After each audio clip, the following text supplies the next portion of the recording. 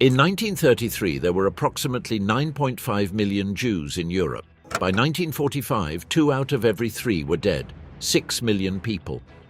The number is so large that the human brain doesn't know what to do with it. But behind that number is a 46-year-old woman who walked toward a gas chamber carrying a stranger's baby in her arms. A 13-year-old boy, whom his older brother, out of love, sent to be with his mother, and with that, sealed his fate. An Italian chemist who found in the barracks of Auschwitz the only question that mattered: what makes a man when everything that made him human has been deliberately stripped away? This script does not tell the story of the Holocaust from the archives of the regime that ordered it. It tells it from those who suffered it. From the streets of Berlin, where a Jewish lawyer opened the newspaper one morning in April 1933 and found his name on a list of disqualified professionals. From the basements of the Warsaw Ghetto, where teenagers with pistols decided that dying with a weapon in hand was better than dying in a freight car. From the selection ramp at Birkenau, where in a matter of seconds an SS doctor decided who would live that afternoon and who would not. This is what happened. This is what was done. And this is what those to whom it was done survived or did not survive. The World Before the Abyss, Jewish Germany, 1933. On January 30th, 1933, during a meeting in Berlin on Jewish crafts, the chairman of the assembly interrupted the agenda to announce some news. Adolf Hitler had just been appointed Chancellor of the Reich.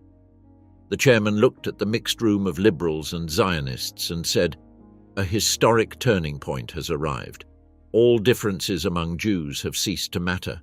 We are all in the same danger." He was right, but most of the 525,000 Jews living in Germany at that moment did not yet know it.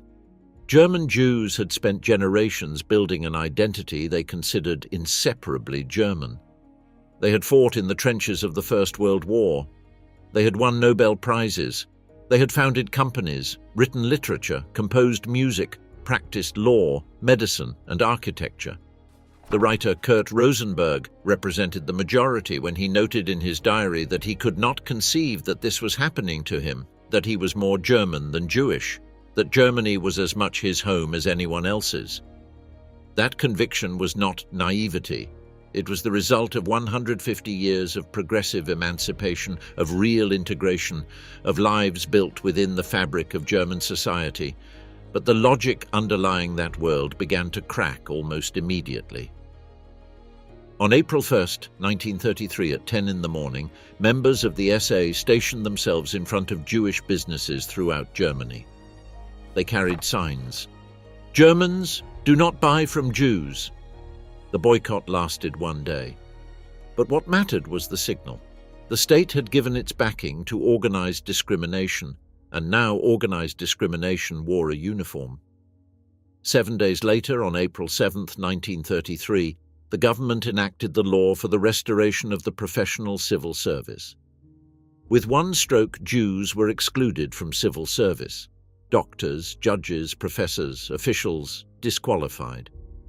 The law came with a rhetoric of racial cleansing that most of those affected still refused to take literally. What followed in the following months was what historian Peter Hayes describes as a cascade of exclusions. Jewish lawyers lost access to the courts. Jewish doctors lost access to public health care. Journalists, artists, musicians. The Kulturbund Deutscher Juden, the Cultural League of German Jews, was founded that same year to employ the thousands of actors, musicians and performers who could no longer perform on German stages, a cultural organization of forced self-exclusion. Its performances were for Jewish audiences exclusively. The walls of an invisible ghetto were beginning to be built. The response of the Jews themselves to all this was fragmented and, in retrospect, tragic in its diversity. Rabbi Heinrich Stern declared that the status of German citizen of Jewish faith had not changed. The young intellectual Hans Joachim Schupps founded a movement called German Vanguard that combined anti-Zionism with patriotic loyalty. The Zionist leader Robert Belch published in the Jüdische Rundschau that spring's most famous editorial, "Wear the Yellow Star with Pride." a call for Jewish self-affirmation that he himself would bitterly regret years later, when he understood that instead of preaching pride, he should have preached immediate flight. The synagogues filled, not with sudden religious fervor, but with something more primitive: the need to be with one's own when the outside world turns hostile. The philosopher Martin Buber gave lectures that filled auditoriums. Jewish holidays acquired a new urgency. On Purim, when the Book of Esther was read, the audience turned the figure of Haman into Hitler, and the noise of the graggers was louder than ever. By 1934, more than 37,000 Jews had left Germany. Those who stayed, the majority, still believed the worst had passed. The fanaticism of the early months seemed to be subsiding. The street violence of the SEA had breaks. Hitler needed economic stability and international respectability. The persecution would have limits. It was a reasonable reading of the available signs, and it was completely wrong. The Architecture of Dispossession, the Nuremberg Laws, 1935. On September 15, 1935, in an extraordinary session of the Reichstag, convened during the 7th Annual Congress of the National Socialist Party in Nuremberg, Hitler approved 2 laws that turned racial exclusion into permanent legal norm. The drafting had been frantic. Jurists from the Ministry of the Interior, led by Bernhard Lösener, worked for barely 2 days to produce several drafts with varying degrees of severity. Hitler personally chose the final version on the afternoon of September 15th, just hours before the vote. The Reichstag approved them unanimously. The Reich citizenship law established that only citizens of German or related blood could be full citizens of the Reich. Jews were downgraded to the status of subjects of the state, without political rights. The law for the protection of German blood and German honor prohibited marriages and sexual relations between Jews and Germans, and prohibited Jews from employing German women under 45 as domestic servants.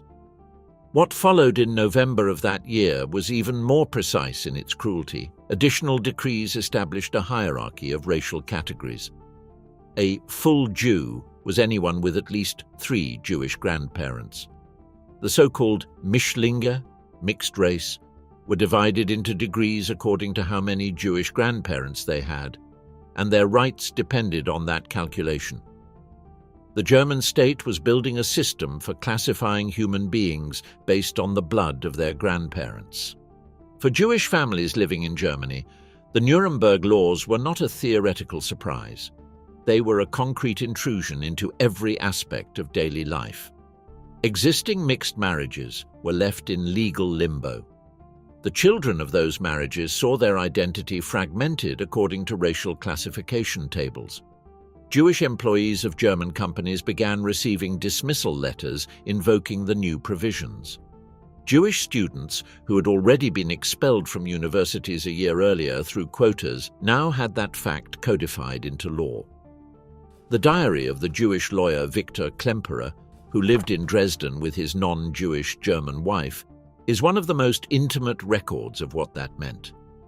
Klemperer noted every new restriction, every new humiliation, with the meticulousness of a philologist recording the degradation of a language. The state had taken away his professorship. He had been forbidden from certain restaurants, from using certain streetcars, from sitting on certain park benches. His life unfolded in a physical and social space that grew ever smaller, fenced in by numbered decrees. One must study the words of the Third Reich. Klemperer wrote in his diaries, published decades later as LT1, Lingua Tertii Imperii. They poison like tiny doses of arsenic. They are swallowed without notice. They don't seem to take effect, and yet the poison does its work. Outside the Reich, the response was more lukewarm than the gravity of the circumstances required. Britain, France, and the United States issued diplomatic protests. The League of Nations discussed the matter. The 1936 Berlin Olympics were held with relative normalcy, with the Nazi propaganda machine running at full capacity and most Western democracies choosing not to make a scene. Meanwhile, the emigration of German Jews accelerated. Between 1933 and 1938, just over 150,000 Jews left Germany. Many went to France, the Netherlands, Belgium, Czechoslovakia, or Austria. They believed they were putting distance between themselves and danger. In many cases, they were only changing the place where it would catch up with them.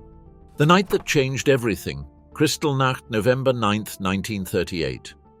On November 7, 1938, a young Polish Jew named Herschel Grinspan walked into the German embassy in Paris and fired 5 shots at Ernst vom Rath, a low-ranking diplomat he had mistaken for the ambassador.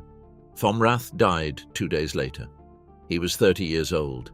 Grinspan's parents had been expelled from Germany weeks earlier, along with tens of thousands of Jews of Polish nationality whom the Nazi government had deported in freight cars to the east. Polish police would not let them in. They were left stranded on the ground, in a field along the border, without shelter, without money, without anywhere to go. Herschel had received a postcard from his father describing the situation. He walked into the embassy with a pistol. Nazi propaganda turned vom Rath's assassination into the excuse it needed. On the night of November 9th to 10th, 1938, throughout Germany and Austria, the SA and SS, together with civilians mobilized by the party, attacked synagogues, businesses, and the homes of Jewish families. The verified number of synagogues destroyed or burned exceeds 1,400. The display windows of thousands of Jewish shops were shattered.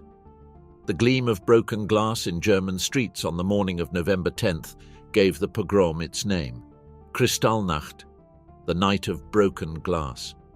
But what remains in the records of the time is darker than the broken glass. At least 91 people were murdered directly that night, though later studies raised the figure considerably higher. More than 30,000 Jews were arrested in the hours that followed and sent to the concentration camps of Dachau, Buchenwald, and Sachsenhausen. Many of those who returned did so weeks later, their health destroyed and under explicit orders not to speak of what they had experienced there. If they talked, they went back. Victor Klemperer wrote in his diary on November 10th, "We have had our St. Bartholomew's night." There was no exaggeration in that comparison. What followed in the days immediately after was equally revealing of the regime's structure. The Nazi government fined the German Jewish community 1 billion Reichsmarks in compensation for the damage caused for the murder of vom Rath. Insurance companies were instructed to pay the compensation for the destroyed buildings to the state, not to the Jewish owners. The pogrom had been orchestrated by the regime, and now the regime was billing the victims for having suffered it.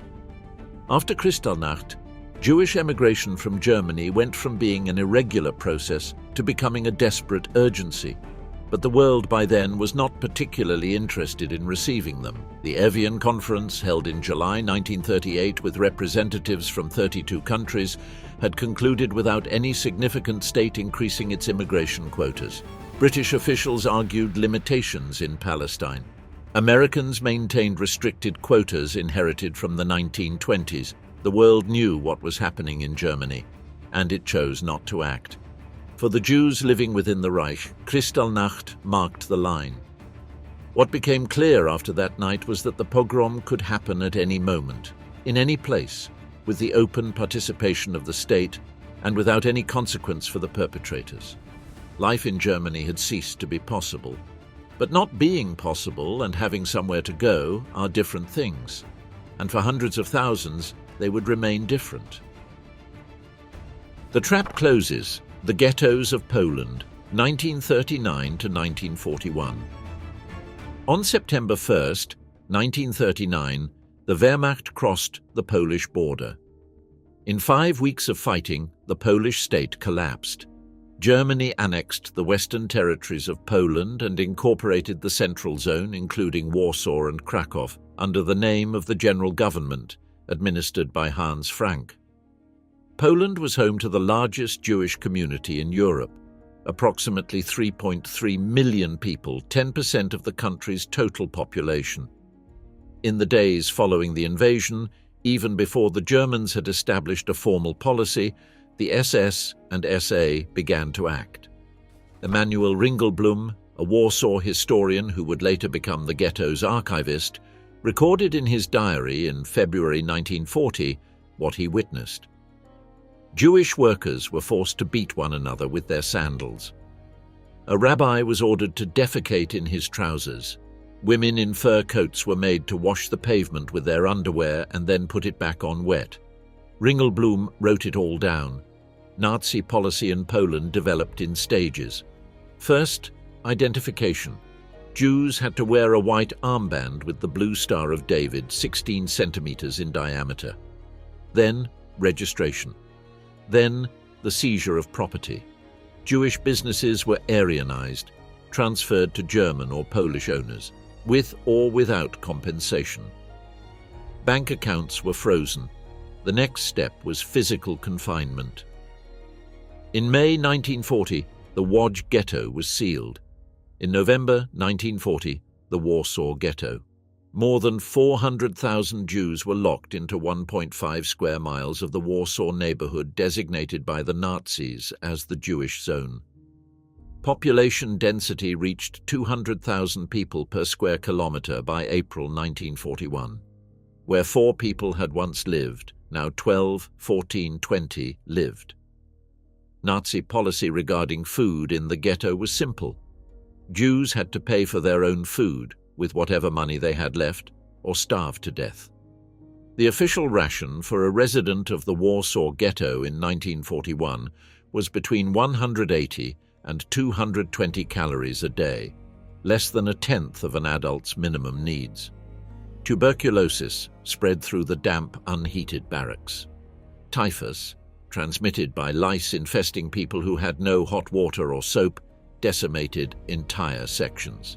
In July 1941, 5,550 people died in the Warsaw Ghetto each month, 1 every 6 minutes. Helena Birnbaum was 11 years old when her family was locked into the ghetto. What she describes from that time is the architecture of normalized horror. Children lying on sidewalks, so swollen from hunger their eyes could barely be seen.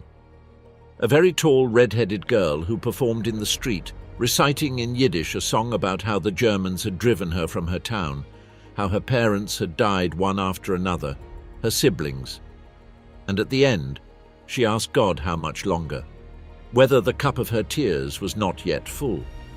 Helena never forgot her. The ghetto was not only a place of passive death, it was also a space of active, stubborn life, astonishing in its persistence. Historian Emanuel Ringelblum organized in Warsaw a clandestine network called Oyneg Shabes, Joy of the Sabbath in Hebrew, which systematically gathered testimonies, statistics, and documents on life in the ghetto. Hundreds of people took part in that archival project. The materials gathered were buried in metal boxes beneath the basements of the ghetto. Most were recovered after the war. Part of it is today the most important primary source on daily life in the Warsaw Ghetto. Clandestine schools operated, so did theaters. The Zionist youth organizations, Hashoma Hatzer, Dror, Akiva, kept up educational and cultural activities.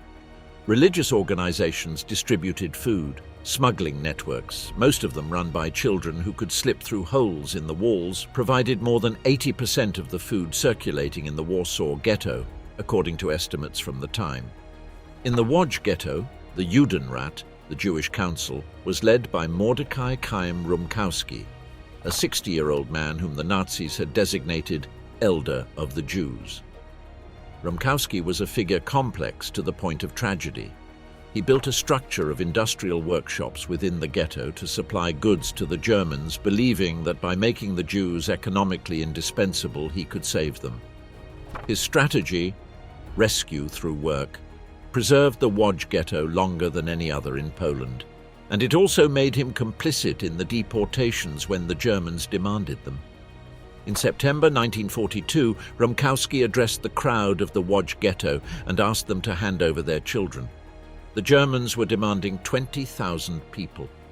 If he did not choose them, they would choose, said Rumkowski, and they would choose differently. If the young survived, there would be a future. If only the children and the old survived, there would be nothing. I need the heart of a bandit to ask of you what I am asking, he said. But put yourselves in my place and think logically, and you will reach the same conclusion. No one in the room had an answer for that. Neither did he. The beginning of the end, the Einsatzgruppen and the War in the East, 1941. On June 22, 1941, the Wehrmacht launched Operation Barbarossa, the invasion of the Soviet Union, with approximately 3 million German soldiers. Hitler had described the war in the East to his generals on March 30th of that year as a clash of two ideologies, and had explicitly ordered that the normal rules of war be suspended. Extermination of the Bolshevik commissars and the communist intelligentsia, he had said. Alongside the army groups advanced 4 special units called Einsatzgruppen, mobile operations groups. Each had between 500 and 900 men. Their mission was to kill political commissars, Soviet officials, and Jews. All Jews. The mechanism was always similar. The units arrived in a city, identified Jewish men of fighting age, and then entire families, took them to the outskirts, to ravines, to forests, to sandpits, and shot them. The bodies were left in mass graves. The next operation moved on to the next city. On September 29th and 30th, 1941, Einsatzgruppe C, with support from Order Police and Ukrainian auxiliaries, carried out the largest 2-day massacre of the entire war. At the Babi Yar ravine, on the outskirts of Kiev, 33,771 Jews were shot. Conservative estimates indicate that between 100,000 and 150,000 people in total were executed at that same site during the 2 years of German occupation of Kiev. Command of the operation fell to SS Obergruppenführer Friedrich Jeckeln, the commander of Einsatzgruppe C Otto Rasch, and the military governor of Kiev, Brigadier General Kurt Eberhard.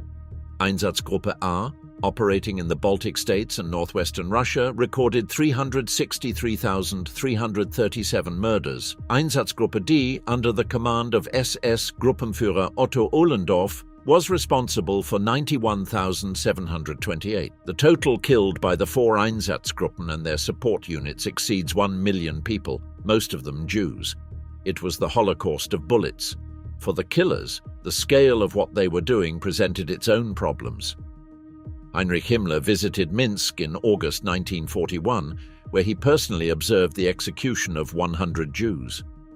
According to accounts from his adjutant, the spectacle visibly affected him. He worried about the psychological damage the mass shootings were causing his men. That, not the extermination itself, but the method, was what troubled the head of the SS.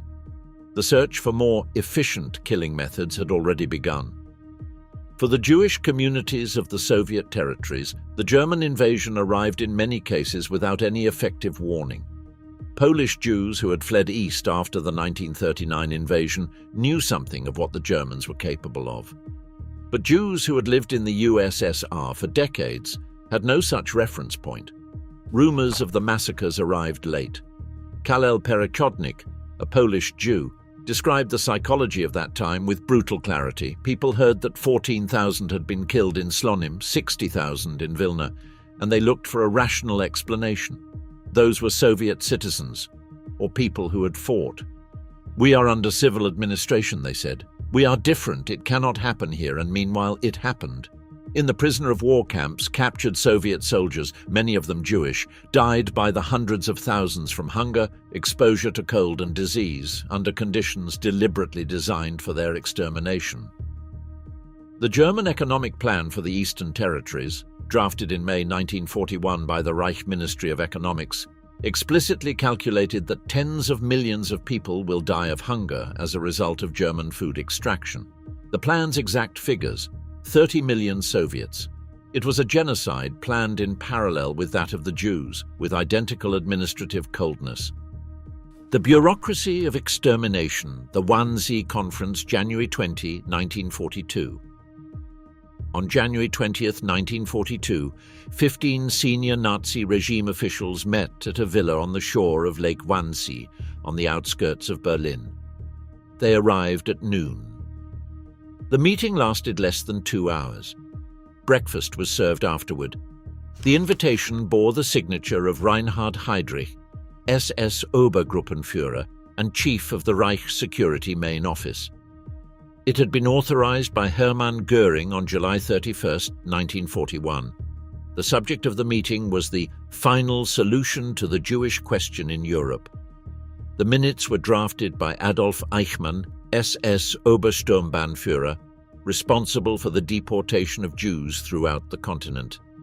Among those present were the chief of the Gestapo, SS Gruppenführer Heinrich Müller, the ministerial director of the Reich Chancellery, Friedrich Wilhelm Kritzinger, the Secretary of State of the Ministry of Justice, Dr. Roland Freisler, who would later preside over the People's Court in the trials of the July 20th conspirators, and the representative of the General Government of Poland, Dr. Josef Bühler. Heydrich laid out the figures: 11 million Jews in Europe, including those in countries not yet occupied. The Jews would be transferred east to work under conditions of extreme severity. Those who survived would be treated accordingly, since they would represent the toughest core of the race. The minutes make no mention of gas chambers. The language is systematically euphemistic, but everyone present knew what they were talking about. The Wannsee Protocol was not the starting order for the Holocaust. The mass murders had already been underway for months. What the Wannsee Conference did was coordinate the bureaucratic machinery of different ministries so they would cooperate with the extermination. The Foreign Ministry for deportations from Allied countries, the Ministry of Justice for the legislation to support it, the General Government for logistics in Poland. It was a management meeting, a meeting to institutionally coordinate genocide.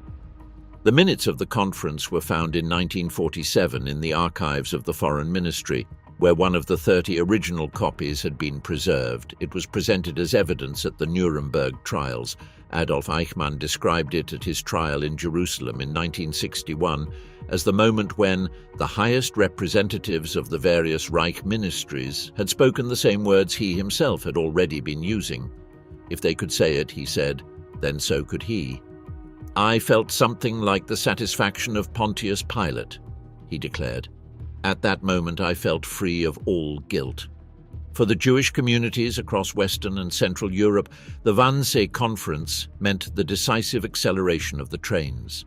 In the following months, deportations from France, Belgium, the Netherlands, Greece, Slovakia and Croatia to the extermination camps in Poland intensified with an industrial logic they had not had before. Frieda Weinmann, a 20-year-old Jew from Saint-Étienne, France, was arrested in May 1944 by collaborators of the French paramilitary milice, along with her parents and 3 siblings. They were taken first to the Drancy internment camp on the outskirts of Paris, and from there to Auschwitz-Birkenau. On the selection ramp, an SS doctor, Frieda believes it was Dr. Josef Mengele, sent her mother to the right. Frieda tried to follow her. Mengele called her back. Her mother had taken another woman's baby into her arms during the journey. The Sonderkommando prisoners patrolling the ramp had shouted at the new arrivals to hand their babies over to the older women. It was the only way young mothers could survive selection. With a baby in their arms, the SS sent them straight to the gas. Without a baby, they might be selected for labor. Frieda's mother was 46 years old. In the eyes of the SS, she was too old to work. So they assigned her the baby. Frieda survived. Her mother and the baby were gassed that same afternoon. The death camps: Auschwitz, Treblinka and Operation Reinhard, 1942. Treblinka had no factories. It had no barracks for workers. It had no medical selection on the ramp. It was a camp of immediate annihilation. Operation Reinhard, named in honor of Reinhard Heydrich after his assassination on June 4, 1942, at the hands of Czech operatives of the British SOE, was the code name for the systematic extermination of the Jews of the General Government of Poland. It was overseen by SS Brigade Führer Odilo Globoknik from Lublin. The 3 central camps of the operation were Bełżec, Sobibor and Treblinka. Treblinka opened on July 23, 1942, 4 days after Himmler ordered that the entire Jewish population of the General Government be liquidated by December 31st of that year.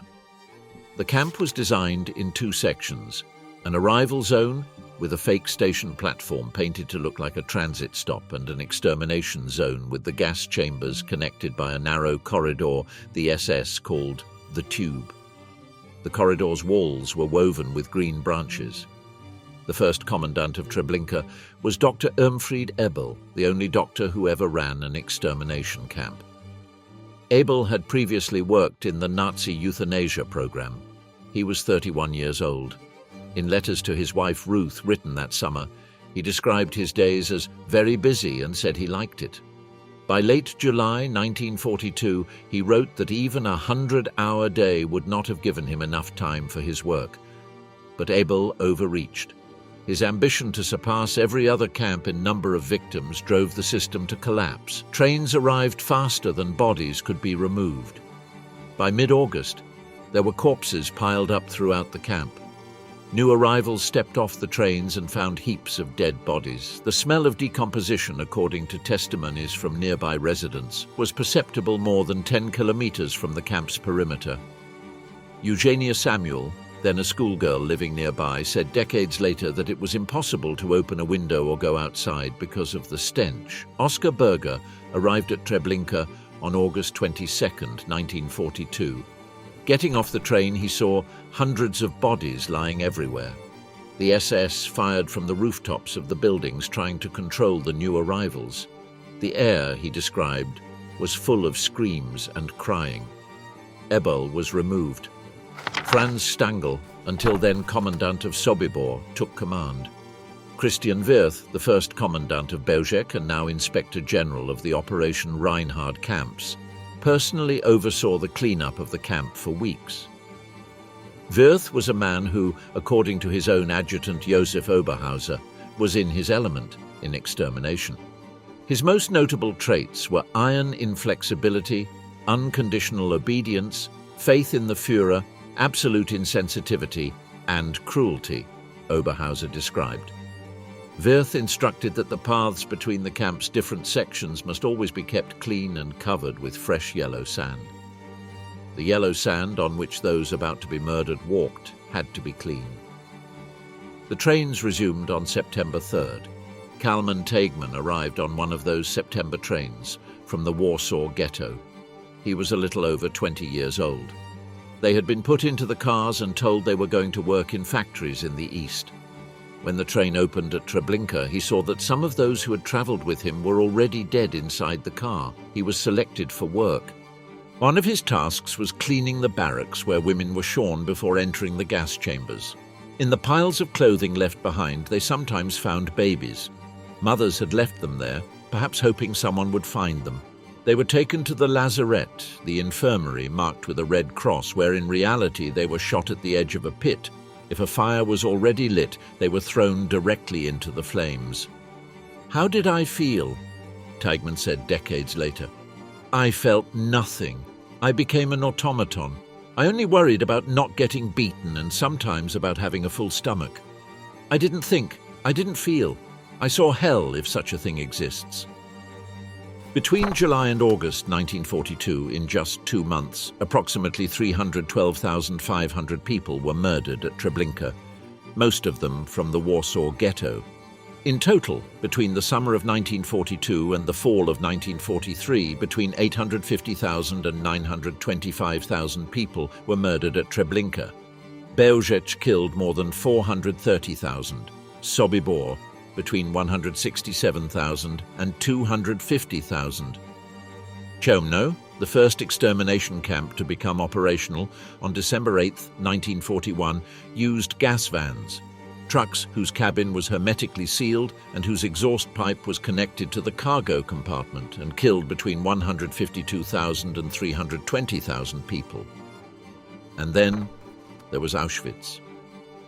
Auschwitz-Birkenau was not a pure extermination camp in the sense that Treblinka was. It was both things at once: a concentration and labor camp for prisoners selected as fit, and an immediate extermination camp for the rest. At its peak operational capacity in 1944, the Birkenau complex had 4 crematoria with gas chambers. It could kill more than 6,000 people a day. The camp's commandant since May 1940, Rudolf Höss, SS Obersturmbannführer, estimated in his testimony at Nuremberg that 2.5 million people had been murdered at Auschwitz during his tenure. Later investigations and data from the Auschwitz-Birkenau State Museum placed the figure at approximately 1.1 million, of whom around 1 million were Jews. The difference from Huss's calculation reflects the bureaucratic chaos of the final months and the deliberate destruction of records before liberation. Trains arrived at Birkenau's internal ramp. Prisoners got off. The SS and doctors divided them into two lines.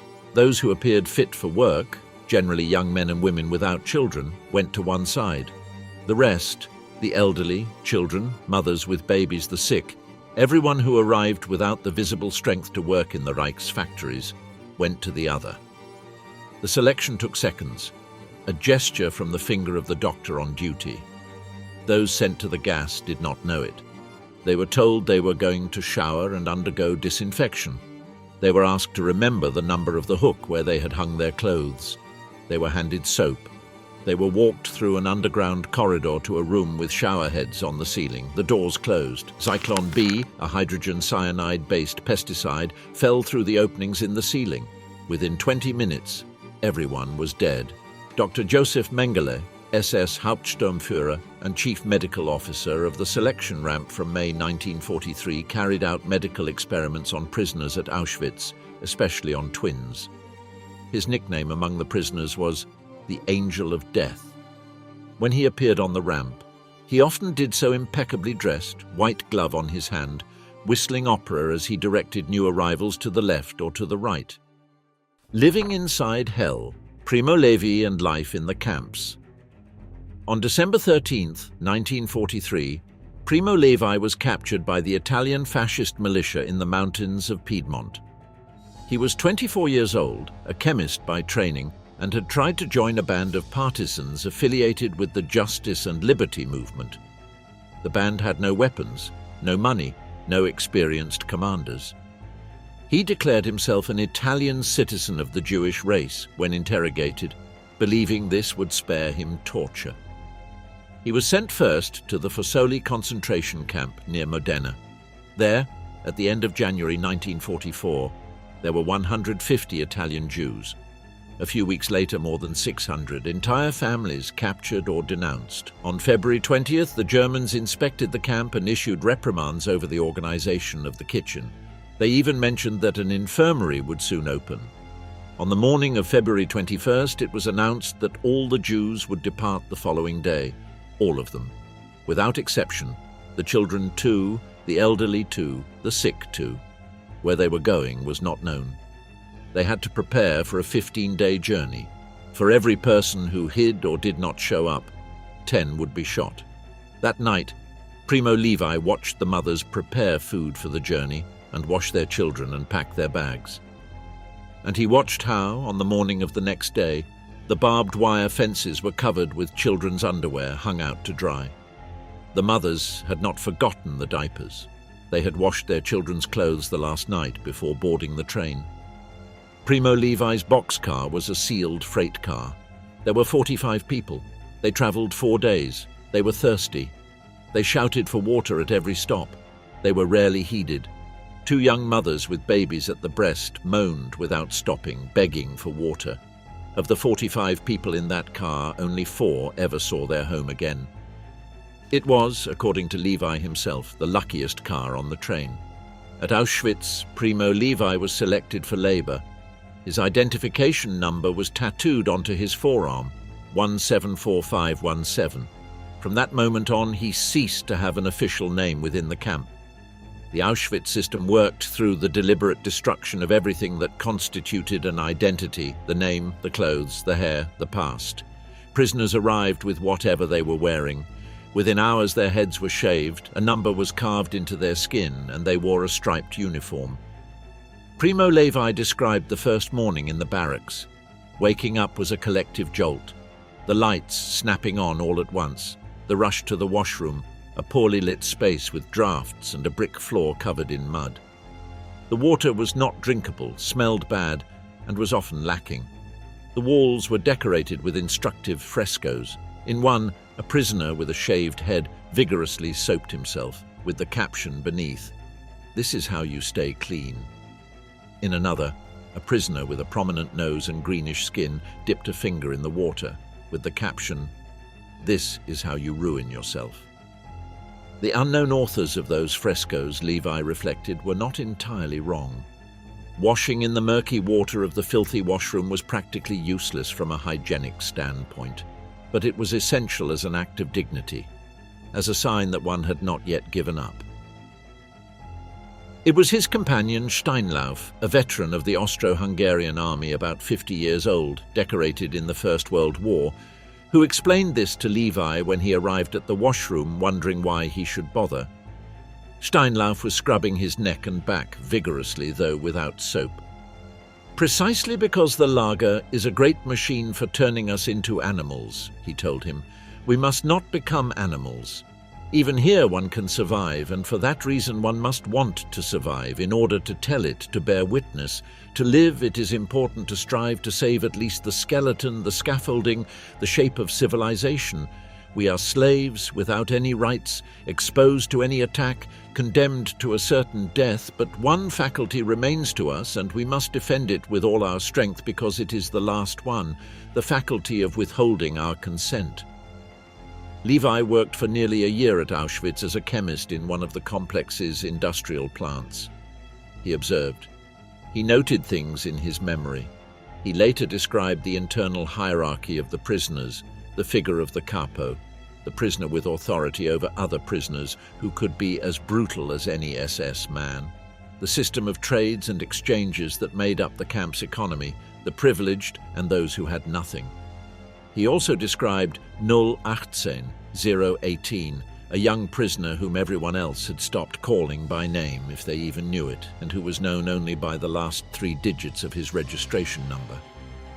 "He gives the impression of being empty inside, of being nothing more than a shell," Levi wrote.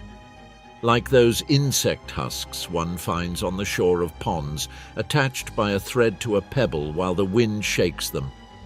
018 obeyed every order he received.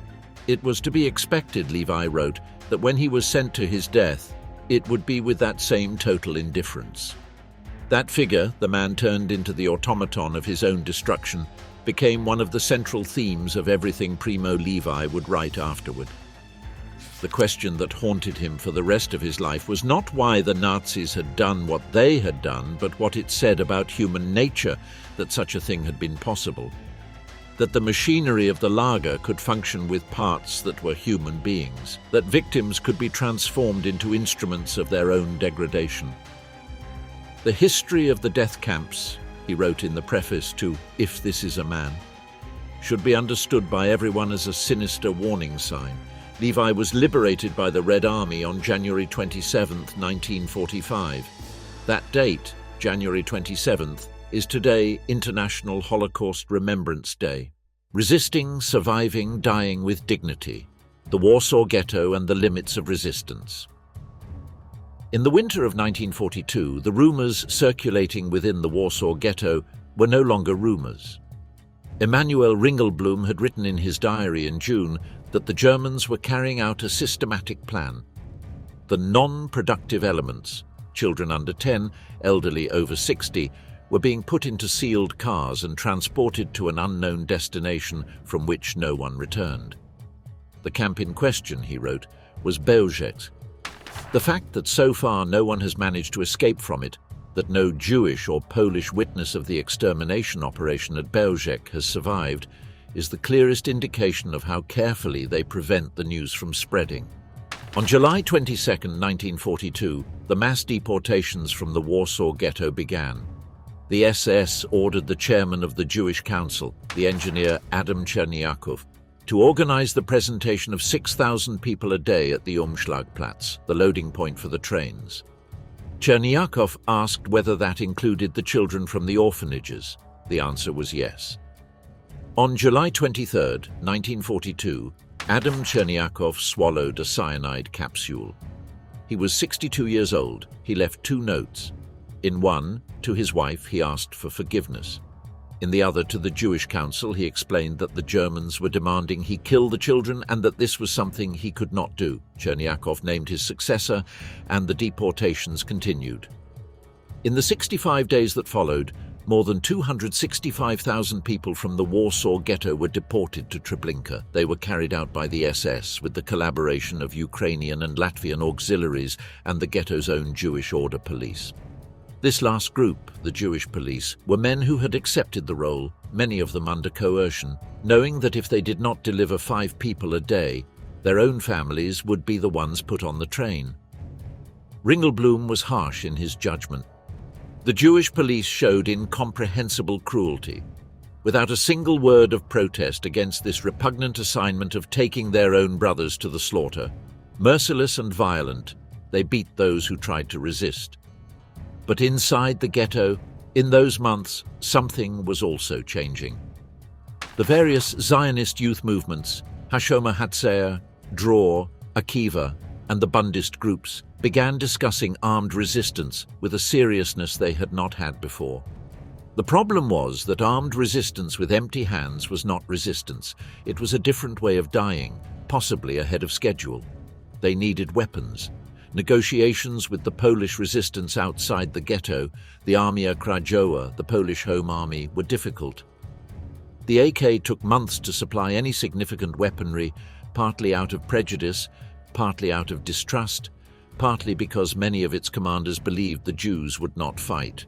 The Jews proved them wrong. On January 18, 1943, when the Germans returned to the ghetto for a second round of deportations, they encountered armed resistance for the first time. Fighters from the newly formed ZOB, Żydowska Organizacja Bojowa, the Jewish combat organization, opened fire. The Germans withdrew. The deportation operation lasted 4 days instead of the planned duration. The Jews of the ghetto interpreted this as a victory.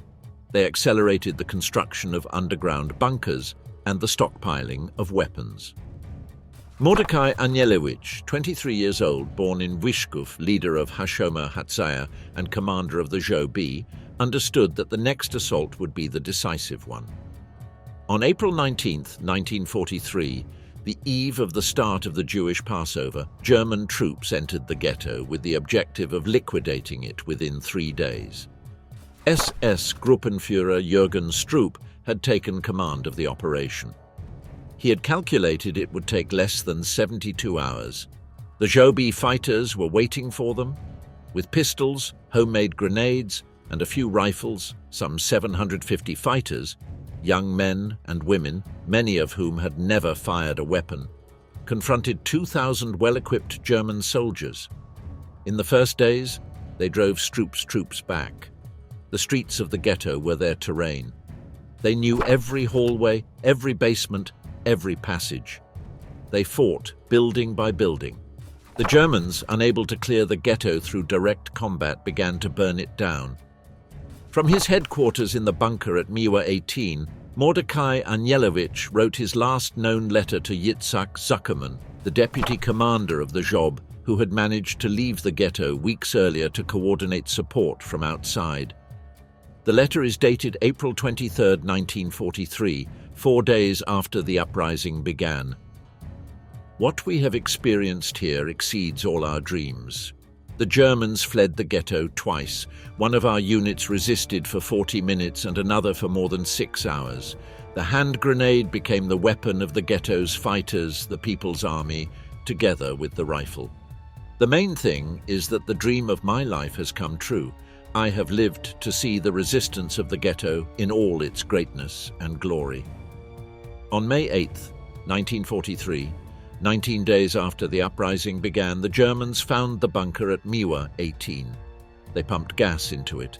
The civilians inside surrendered. Anielewicz and approximately 100 fighters chose not to surrender. They died inside the bunker by the gas or by their own hands. On May 16th, Stroop sent his report to Berlin. The former Jewish quarter of Warsaw has ceased to exist. He had blown up the great synagogue of Warsaw as a symbol of the end. The sound of the explosion, one witness recalled, could be heard throughout the city. Of the more than 56,000 Jews captured during the liquidation, 7,000 were shot on the spot, and the remaining 49,000 were deported to concentration and extermination camps. Most died at Treblinka.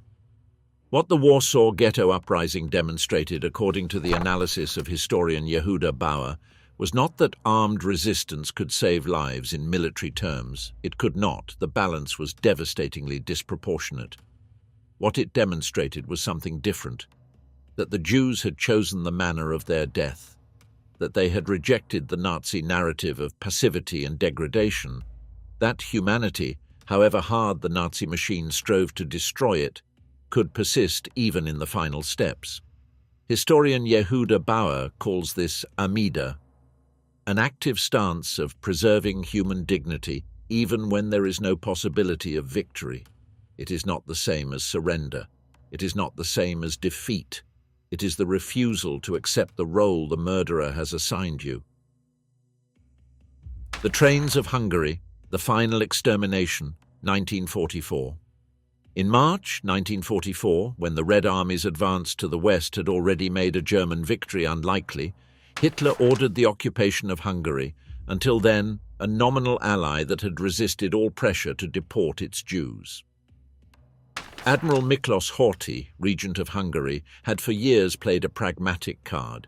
He was anti-Semitic and had imposed restrictions, but had not handed over Hungarian Jews to the Germans. In a move that historian Lawrence Rees describes as the Hungarian catastrophe, at the very moment when the systematic deportation of Hungarian Jews was already strategically unnecessary for the course of the war, Adolf Eichmann arrived in Budapest with his team to organize the fastest operation of the entire Holocaust. In just 8 weeks, between May 15th and July 9th, 1944, 437,000 Hungarian Jews were deported to Auschwitz-Birkenau on 147 trains. The trains arrived at the Birkenau ramp. The crematoria and the gas chambers operated around the clock. Rudolf Höss returned to the camp to oversee the operation, which at its peak reached 12 trains a day with between 3,000 and 4,000 people each. The Hungarian deportees did not know what Auschwitz was. Until the very last moment, the Germans maintained the deception. They were being relocated to work. 46% of the Hungarian Jews who arrived at the Auschwitz ramp during that period were gassed within hours of their arrival. Frieda Weinmann, who had arrived from France weeks before the Hungarian deportations began, recalled the moment she understood what was happening in the camp.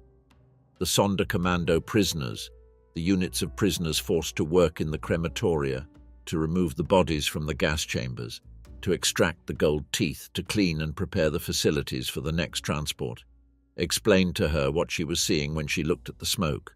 The smoke was the people from the previous train. The members of the Auschwitz-Birkenau Sonderkommando lived in conditions of total isolation from the rest of the camp. They knew too much. The Germans periodically killed them and replaced them with new prisoners who began the cycle from zero. But in the summer of 1944, members of the Sonderkommando began planning an uprising. They knew they would be liquidated before the Soviets reached the camp. They had little to lose. On October 7, 1944, the Sonderkommando of Crematorium 4 rose up. They used explosives that Polish female prisoners had smuggled into the camp from a nearby factory, carrying the grains of gunpowder hidden in the folds of their clothing, in the lining of their pockets, in their shoes. 4 women, Rosa Robota, Esther Weichblum, Regina Safir, and Ella Gertner, had been the ones transmitting that material for months. The uprising destroyed Crematorium 4, killed 3 SS guards and wounded a dozen more. It was crushed. Of the 250 participants in the revolt, none survived the war. The 4 women who had smuggled the explosives were tortured to reveal the network and executed in January 1945. Before being hanged, Rosa Robota sent a clandestine message to her comrades in the camp. "Be strong and brave." The advancing Red Army came within sight of Auschwitz in November 1944. The Germans began destroying evidence. They dynamited the crematoria. They burned documents. In January 1945, they ordered the death marches. Prisoners who could walk were forced out of the camp in columns, marching west through the Polish winter without food, without adequate shelter, shot on the spot the moment they fell or tried to escape. Tens of thousands died on those marches. On January 27, 1945, soldiers of the 322nd Rifle Regiment of the 60th Army of General Ivan Konev's Ukrainian front arrived at the gates of Auschwitz-Birkenau. They found some 7,000 prisoners too sick or weak to have been forced to march. They also found the warehouses, 7 tons of human hair in sacks, nearly 44,000 pairs of shoes, thousands of suitcases with names written on them. The weight of what remained, the victims, the survivors, and what history owes to both. On May 8, 1945, Germany surrendered. The war in Europe had ended. For the survivors of the camps, the death marches, and the ghettos, liberation did not bring immediately peace. Many returned to their cities to find their homes occupied, that their neighbors did not want them back, that post-war pogroms, like the one in Kielce, Poland, in July 1946, where 42 Holocaust survivors were murdered by a Polish mob, kept happening. The Jewish communities of Eastern Europe, which before the war had represented a civilization of their own with distinct languages, literatures, traditions, and worldviews, had been erased. Yiddish, spoken by 10 million people before 1939, lost most of its native speakers in the war. The Städtlach, the small Jewish towns of Poland, Lithuania, Ukraine, and Belarus, ceased to exist, not as dissolved or emigrated communities, as murdered communities. The total number of Jews murdered in the Holocaust is approximately 6 million. They represent about 2/3 of all the Jews living in Europe in 1939. Historians, drawing on the work of Lucy Dawidowicz, Raoul Hilberg, Yehuda Bauer, and others, break down that figure as follows. Approximately 1.1 million at Auschwitz-Birkenau, between 850,000 and 925,000 at Treblinka, more than 430,000 at Belzec, between 152,000 and 320,000 at Chełmno, between 167,000 and 250,000 at Sobibor, around 59,000 of the 78,000 murdered at Majdanek were Jews. More than 1.5 million were shot by the Einsatzgruppen and auxiliary units in open-air pits across Eastern Europe. The rest perished in the ghettos on the death marches or from hunger and disease in the concentration camps. Poland lost 3 million of its Jews, half of all the Jews murdered in the Holocaust. The Nuremberg trials, which began in November 1945 and whose first phase concluded in October 1946, prosecuted 24 senior Nazi leaders. 12 were sentenced to death. Hermann Göring committed suicide with cyanide the night before his execution. The rest were hanged on October 16, 1946. Later trials prosecuted doctors, judges, industrialists, and members of the SS, but the scope was limited. Many perpetrators were never prosecuted. Adolf Eichmann, who oversaw the deportation of Jews to the extermination camps from across Europe, fled to Argentina with forged documents and lived in Buenos Aires under the name Ricardo Clement until 1960, when he was captured by the Israeli Mossad. He was tried in Jerusalem in 1961, sentenced to death, and executed on June 1, 1962. Dr. Joseph Mengele also fled to Argentina and then to Paraguay and Brazil. He was never captured. He died of a stroke while swimming at a beach in Bertioga, Brazil, on February 7, 1979. His remains were identified in 1985 through forensic analysis. What the Holocaust left behind was not just a death toll. It was a question that still has no satisfactory answer. How was it possible for a modern state, at the heart of Western Europe, with the full infrastructure of 20th century bureaucracy, science, and administration, to systematically organize the murder of 6 million human beings? And how was it possible for the world, which knew what was happening because the newspapers published it, because refugees told of it, because diplomats reported it, to choose not to do enough? Historian Peter Hayes puts it with clinical precision. The Jews fell into a trap that closed in steps so gradual that each one seemed tolerable, and whose sum did not seem intolerable until it was too late. The laws of 1933 seemed like just another round of conventional anti-Semitism. The Nuremberg laws of 1935 were humiliating but did not physically kill. Kristallnacht was a pogrom like others that had occurred before in history. The ghettos were a brutal restriction but compatible with survival, at least at first. The deportations were rumors the mind resisted believing. The gas chambers were not conceivable until one was inside them. Each step had a logic that built on the one before, and by the time the logic of total extermination revealed itself in its full magnitude, there was no longer any escape for most. Testimonies, memories, and the duty to remember. Primo Levi survived Auschwitz. He returned to Turin, resumed his work as a chemist, and wrote If This Is a Man. The book was initially rejected by the publisher Einaudi. It was first published by a small publishing house in 1947 with a print run of 2,500 copies. It went unread for years. The second edition, the 1958 one, the one that made it the definitive testimony of the Holocaust in Italian, came 11 years later. Levi wrote a second book, The Truce, about the long journey back from Auschwitz to Turin through a destroyed Europe. He wrote essays, short stories, articles on chemistry, on the nature of work. He kept asking the same question in different forms. What makes a man a man? How much can humanity endure before the machine turns it into something else? How much can it recover afterward? On April 11th, 1987, Primo Levi fell from inside the stairwell of his apartment in Turin, the same apartment where he had been born. He was 67 years old. The doctor ruled it a suicide. Levi had lived his entire adult life under the weight of Auschwitz, had written about that weight for 40 years, and had said on several occasions that he did not consider himself a survivor, but simply someone who happened to have lived. The writer Elie Wiesel said upon learning of his death, Primo Levi died at Auschwitz 40 years later. Frieda Weinmann lived. She built a life after the war. She told her story for the Imperial War Museum's Oral History Project in London and in Lawrence Rees's documentaries. She told it with the precision of someone who knows that precisely that precision is the only thing left to people who can no longer tell it themselves. Helena Birnbaum survived Auschwitz. She lived in Israel. She wrote her memoirs in Polish, then in Hebrew. She taught in schools. She kept describing the red-headed girl from the Warsaw Ghetto, the one who sang in the street about her dead parents, the one who asked God whether the cup of her tears was already full. Kalman Teigman, the man who said he had become an automaton at Treblinka, survived the war. He lived in Israel. He gave testimony for decades.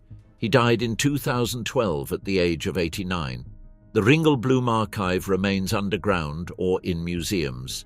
Mordecai Anielewicz's letters are held at the United States Holocaust Memorial Museum in Washington, D.C. The gold teeth of those murdered at Auschwitz are catalogued. The hair is in the museum that operates on the grounds of the camp itself, and the names remain. The Yad Vashem project in Jerusalem has to date compiled the names of more than 4.5 million of the 6 million victims. Each recovered name is the result of an investigation, a testimony, a document. More than 1.5 million are still missing. Entire families who left no one alive to remember them. That is the magnitude of the void. Historian Lucy Dawidowicz wrote in the dedication of The War Against the Jews, her 1975 volume, that remains one of the foundational works of the field. In memory of Toba, Tobche Dawidowicz, Warsaw 1924 to Warsaw Ghetto 1943, and of Zarek Dawidowicz, Warsaw 1927 to Treblinka 1942, 2 of the 6 million. The question mark after the date says it all. It is not known exactly when Zarek Dawidowicz died at Treblinka. It is not known exactly when millions of the others died. The bureaucracy of extermination was meticulous in many things, but not always in recording the individual dates of death of the people it had decided no longer deserved to exist. The duty to remember is not a pious gesture. It is a political and moral act. Because what the Holocaust demonstrated, with a clarity no argument can dispel, is that the extermination of an entire people is possible within a modern civilization, with the backing of the state, the cooperation of ordinary bureaucrats, and the indifference or complicity of outside observers. It was not an accident, it was not an anomaly, it was the logical consequence of a system of ideas taken seriously for long enough, in a state with enough power, surrounded by enough silence.